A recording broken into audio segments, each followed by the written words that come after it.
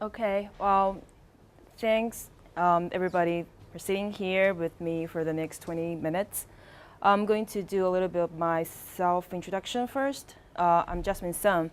I'm a project manager at SmithStreet. I've been with SmithStreet for 5 years, and I handle pretty much a lot of the retail, apparel, e-commerce related projects at SmithStreet. So this presentation is mostly based on our project experience around e-commerce in China, especially from the fashion and retail industries. I will go through this presentation, which will give you an idea of what the consumers may think, and then give some of our perspectives on how you can improve your e-commerce in China based on your understanding of Chinese consumers. So I would like to start with a story. We worked for a client last year. This client was not in China yet. However, they found that their sales from China increased 10 times within a very short period. And they wonder why did that happen? Because they didn't have any real offline stores in China. And we did some research for that, and we found what happened is that there were twin sisters from Chongqing. They had a fashion blog online, and they put on this brand clothing and uploaded the pictures of them wearing this clothes online. And the thing is, they have more than 300,000 fans who will browse their fashion blogs every day. And all these fans likes apparel, likes fashion. And these girls are really pretty girls. They take very nice pictures of themselves. So they're pretty much like fashion KOL in China. And because of them, the sales just boomed within 3 months. The Taobao list of this brand increased 400% of their previous listing numbers. And following this story is that this brand actually found their sales growth through their overseas shipping to China.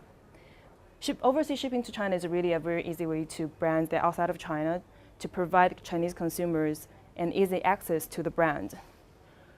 There is two things that the brands need to be aware of is that they really need to set a very good expectation on the delivery time and return and exchange. And they also need to do a good job on helping the consumers to avoid the costume hassles.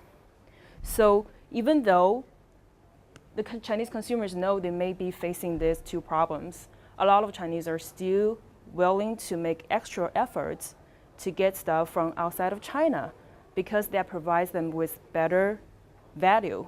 That better value in this case is the unique that they're wearing something that's not available in China. No matter you're a Western brand or you're doing local business in China, there's one thing you should know is that Chinese do use the website differently from the Westerns. So in the Western, people are used to move on their process and stay on one page. While for Chinese, they like many tabs. And not just simple habit thing. There are reasons behind this. One of the reasons is that it's easy for them to compare. So compare is a very important process in Chinese consumers' online shopping because they get information and they can compare, they can get the best value of the pool. And second reason of that is it's very difficult for Chinese consumers to go back on one page. It's not like Westerners. They move away from this page, and when they want to go back, they forgot how to find that page. And that problem will be solved if you have a new tab for that. And third reason is quite important. I'm going to show you a case. You see that's the case. You need to wait a long time, especially when your survey is outside of China. You may be facing a lot of tabs or connecting. It's like endless. So bad connection is also one of the reasons why that mobile is not yet a popular tool for you to place orders online. However, mobile is becoming more and more important in the process as a whole shopping process. So for example, consumers may go physical store and try the dress on, take a picture of themselves, send it to the friend, and say, hey, how do you think of this dress? And the friend will send it back, say, oh, is this gray or not? Or then you maybe, I'll think about it. And later on, maybe a couple of hours ago, you go home and I still want that dress, and you can buy it online. Or if you're on your way home, you're on your way to work, you're bored on the subway, and you start to browse on all these clothes online, and you look at something, it's interesting, and you save it, and you check out the details later on your PC and buy it online. So it's all part of the process. However, there's one fact that you should not ignore is that in most cases, Chinese consumers are still willing to buy in physical stores rather than online. So what drives consumers away from e-commerce? Okay, who has a sexy boyfriend here? Luis? Okay, let's take Luis for example. So the other day, you see this very sexy shirt on Tmall or Taobao, and you figure out, well, my boyfriend's going to look great on that. I'm going to buy him this. And you consulted with the store assistant, you check out the size and tell him what size and material colors you need, and this got delivered. And your boyfriend showed up, this Prince Charming coming. Do you still love him? No? No? Wow, so realistic. So what happened? One of the reasons why may be because the store gave you a untrue description. The clothes is not as good as it said. So that would decrease your confidence in that specific store. The other reason why may be because you made a wrong estimation of your boyfriend's size and how it could fit.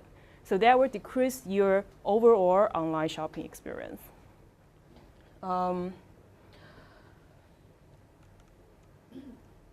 So sometimes the store will provide after sales, but you will still need to pay for the delivery fee back, and it's still so troublesome.